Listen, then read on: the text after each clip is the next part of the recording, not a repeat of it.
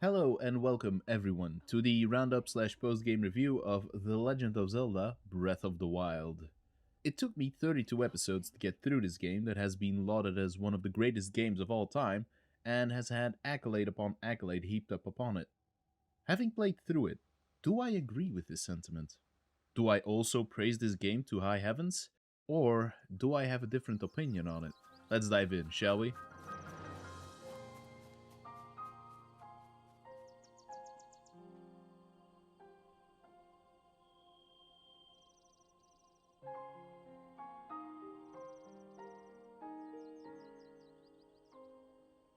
This review is going to be split up in several parts, mainly story and world, mechanics and controls, and then ending with my overall opinion.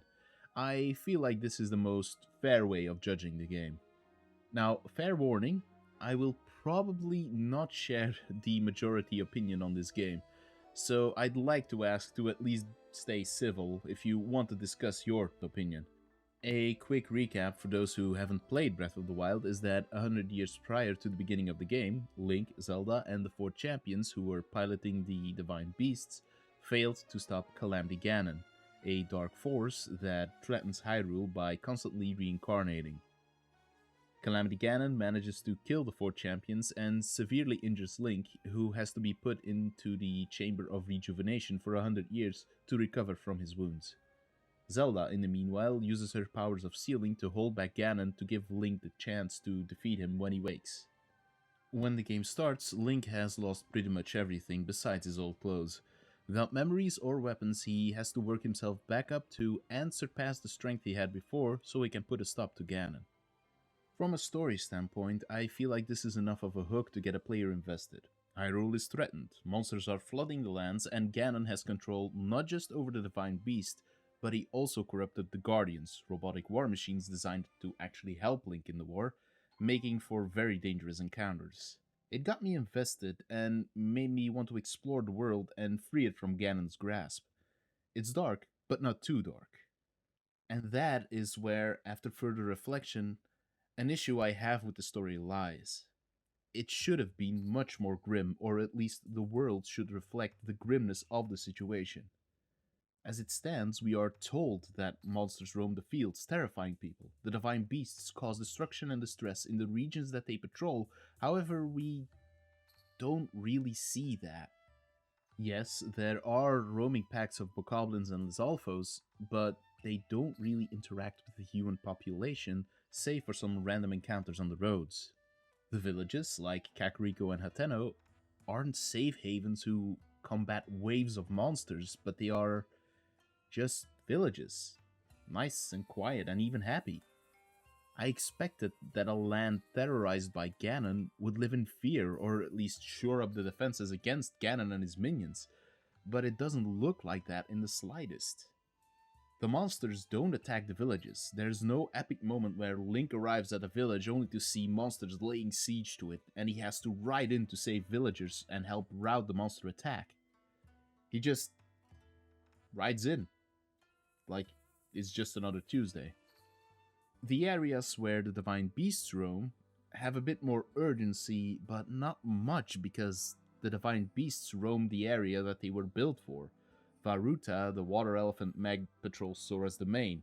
Varudania, a fire salamander mech, patrols Death Mountain, etc. So the races that are living there are inconvenienced, yes, but not by much. If the dam where Varuta resides breaks, Zora's domain will be flooded, which isn't really an issue if the race that lives there are basically bipedal fish who can breathe underwater and on land. If Varudania causes the volcano to spew out hot rocks, there's a chance that they might hit Goron village, but if the beast gets too rowdy, the Gorons attack it to cause it to move away and stop it from lobbing rocks. The Rito have to deal with Vamado, who stops them from flying high by shooting lasers at them. If they fly out of his range, though, they can fly as high as they want, really. Vanaboris causes sandstorms and lightning strikes in the desert. Not really that scary or dire either. Now, at first, I was extremely positive about the story because this was something we had never seen. A world where Link failed to stop Ganon, where he had to fix his failure and right the wrongs that had happened in his absence. Except, we already had that before, and in my opinion, in a better form, about 19 years ago in Ocarina of Time. There, Link was put into stasis for 7 years, and in those 7 years, Ganondorf devastated Hyrule to a massive degree. Worse than what we see in Breath of the Wild for one simple reason. We see how it was before it all went down. The contrast between Hyrule Castle Town before going into stasis and after is haunting and really scared me as a young kid. All of the Gorons have been captured and are being eaten by Volvagia. Zora's domain is frozen over and most Zora are gone. Kakariko Village is pretty much the last bastion of civilization left. It really felt that Link had let down Hyrule. In Breath of the Wild, it feels like a world that just kept on going with a minor inconvenience. If I were to change how the world is affected, I would have made it so both Kakariko Village and Hateno Village were under near constant threat of monster attacks, and showed this by having these villages under siege the first time Link arrives. Have one of them be a defense fight where Link joins in with the guards and has to repel the monster forces and defeat a leader, a very large Hinox, to save the village and have the monster forces be repelled for a while. For the other village, have him learn that the monsters are planning to use explosives to break the defenses and raze the village to the ground.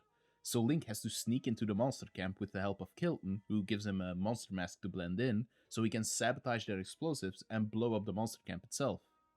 I would switch each divine beast with a region that would be weak against it. Have Varuto go to Death Mountain, where it cools off the volcano and causes it to be too cold and wet for the Goron, making their life an absolute hell. Have Vanaboris dry out Zora's domain and threaten the Zora with its lightning since the Zora are more susceptible to it.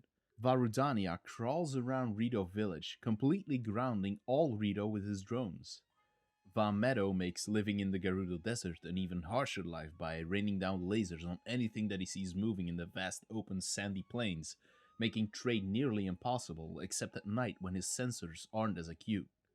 This, I feel, is a world in dire need of saving, and Link needs to release it from Ganon's grasp to save everyone. I feel they played it rather safe with the story in order to focus more on the game mechanics. They needed a basic plot for Link to shoot into action, and they delivered, in no small part due to that for the first time in a Zelda game, almost every other character besides Link is voiced. I was King Rome Bosphoromus Hyrule. I was the last leader of Hyrule, a kingdom which no longer exists.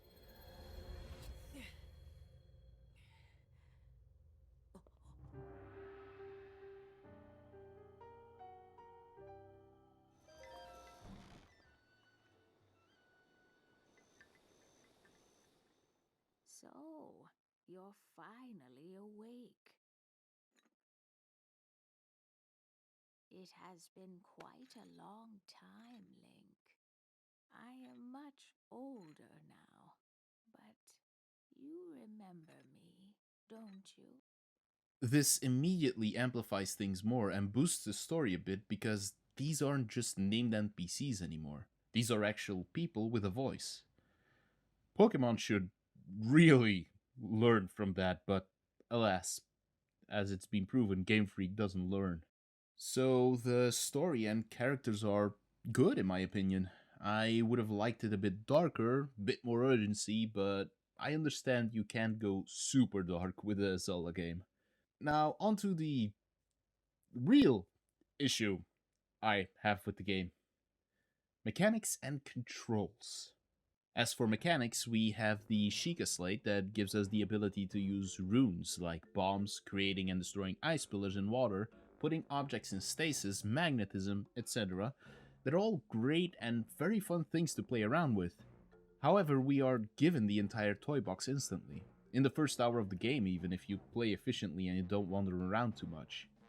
This is a huge mistake in my opinion. If you give your players access to everything immediately, you don't really give them a reason to explore the world. See an iron chest underwater? No problem, I'll magnetize it out of there. There's something underneath a rock you can move using stasis? Done. The second you get off the plateau, you have access to everything when it comes to the slate. Or at least all the actual useful stuff. The camera room doesn't really count, in my opinion. This is boring. One of the things I loved about the older Zelda games was seeing something I couldn't reach, but know that if I came back later in the game, I would probably have unlocked something that could help me with that, like the long shot or the Sheikah lens. In Breath of the Wild, the progression of the game mechanics is instantly finished. Had each of the runes be tied to one of the divine beasts, incorporating it within the beast itself and teaching you various ways on how to use it, it would have been much more interesting. When you distill the map of the divine beast, you also unlock its associated Sheikah rune, and you will have to use it in various ways to get to the terminals that you need to activate, and once you've tamed said divine beast, the world opens up just a little more. Now, I understand why they give you all the runes at the start. The shrines, a mechanic that I honestly didn't like at all. There were way too many, and they all felt the same in terms of atmosphere. They weren't really good, in my opinion. You need the runes to traverse most of the shrines and to complete them. If you don't have the runes, there's quite a few shrines you can't even do. There is a good fix for this though. Have shrines spawn with each unlocked rune. You unlock the Cryonis or Ice Pillar rune, and shrines that use that rune rise in the world. Have the Cryonis rule and Magnesis? Then not only do shrines that just use Magnesis appear, but also shrines that use Magnesis in combination with the Cryonis rule. Before you start typing something along the lines of, but you need the shrines to upgrade Link, if you put them behind the Divine Beasts, you can't upgrade his health or stamina, I'd like to point out there are shrines that don't use runes at all. The Test of Strength shrines.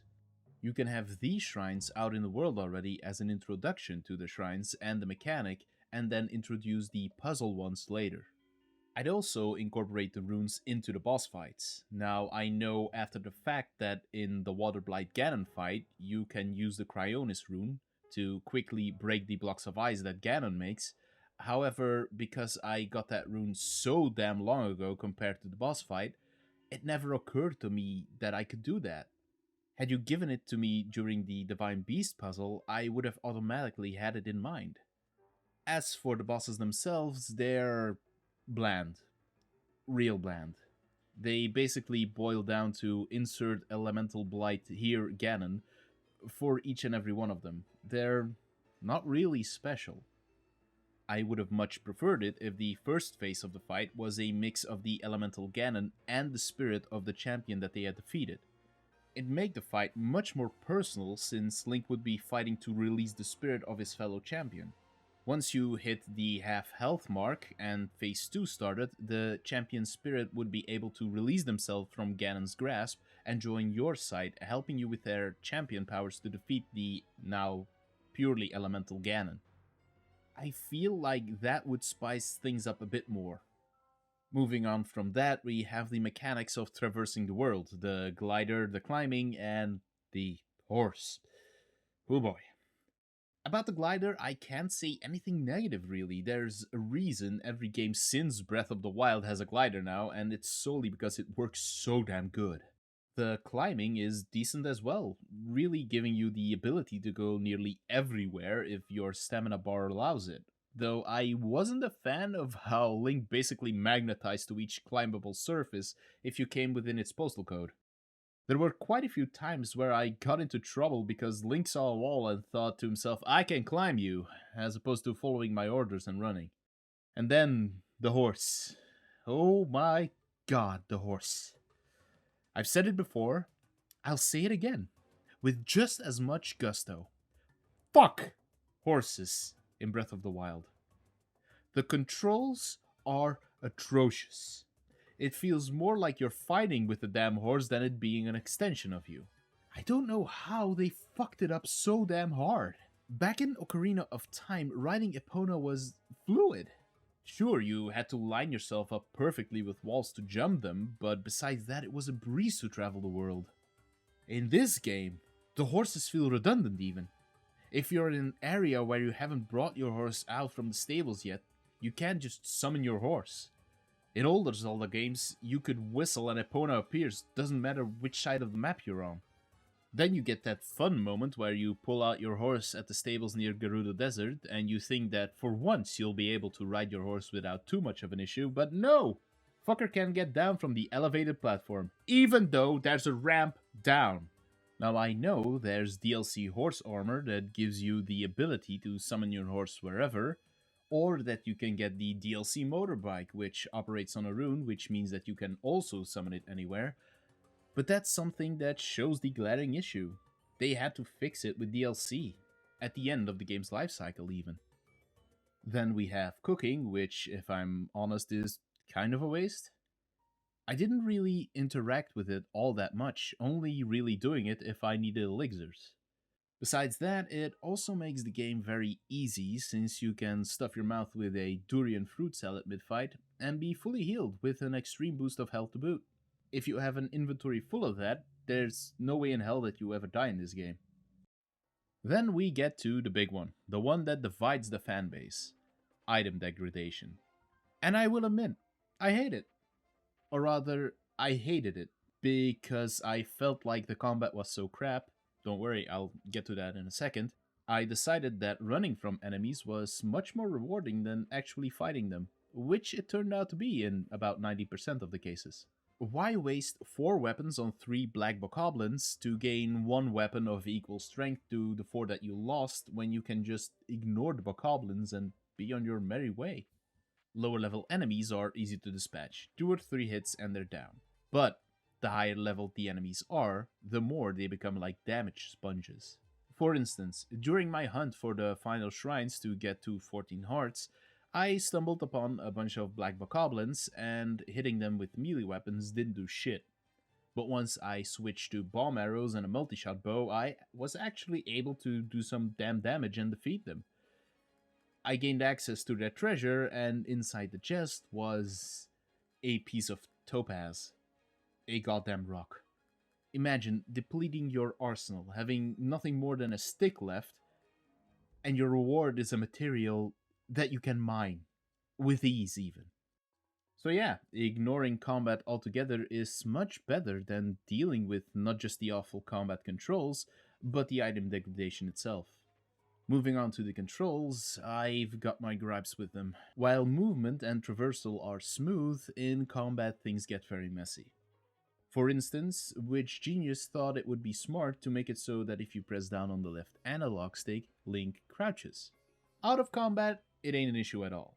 But during combat, during an intense moment, you press that left stick a bit too hard, and Link is suddenly solid snaking it while he should be doing the Dark Souls David. I have had numerous times where I accidentally crouched and got hit because of it. The Lionel fight being one that immediately springs to mind. Why am I... The targeting is atrocious as well, with it not working half the time. How many times I died because I couldn't lock onto a guardian that was right next to me as it was charging its beam. Those are quit moments for a lot of people. If a mechanic doesn't work buttery smooth, people will quit, and I did quit Breath of the Wild because of it the first time I played it. Add to that the counter timing is extremely dubious as well. Through my entire playthrough, I never fully figured out what the timing was to counter guardians. At first, I thought it was sound-based, but I couldn't get it consistently. Then I thought it was visual-based, meaning that just as the guardian is about to fire, the white flash tells you to counter now, but that was inconsistent as well. Sometimes it was even as if I didn't hit the counter button and Link just stood there, having his shield disintegrated. All in all, Breath of the Wild really frustrated me. It made me angry. Not because of shit controls or bad mechanics, but because it had so much potential. There were moments I genuinely was invested and really had fun while playing. The skydive sequence to get to Valmeadow, and the sand seal section were just top notch. I really enjoyed that. The world and the characters are interesting and entertaining, albeit not pushed to their max potential. I can see why this game holds a special place in so many people's hearts. But it's flawed. It doesn't deserve the 9 rating it constantly gets. Not even an 8 if I'm being frank. It hovers between a 6 and a 7 for me. It's good. It's decent. But the issues that the game has should not be ignored because it has voice acting or it is the first open world Zelda. Seeing Tears of the Kingdom and seeing what that game does really cements my opinion that that is the game that Breath of the Wild was supposed to be. Breath of the Wild walked so Tears of the Kingdom could soar. I'll never play Breath of the Wild again, but seeing the potential improvements that Tears has brought to the table, I might give that a shot. Now, this is where I would say I hope you enjoyed this review, but knowing that Breath of the Wild has a very passionate fan base, I feel like not a lot of people would enjoy this somewhat negative review of what is probably one of their favorite games. However, I would rather be honest about how I feel about a game than to follow the masses and praise it in the hopes that it would boost my popularity. Breath of the Wild can still be your favorite game that you play every year at least once. You can have all the fun you want. I will never say that your fun that you're having is invalid. I just don't feel the same way. But I do understand why you enjoy it. It has potential that, when you look past the flaws, would make the game all the more fun to play, but alas, I can't. If you got this far into the review, I would like to thank you for listening this long, and I appreciate it, even if your opinion is different from mine. Drop a like or a sub if you like what I'm doing here. You can even leave a dislike if you didn't like it. If you agree or disagree, you can always let me know in the comments. Have a great rest of your day, and remember, stay caffeinated.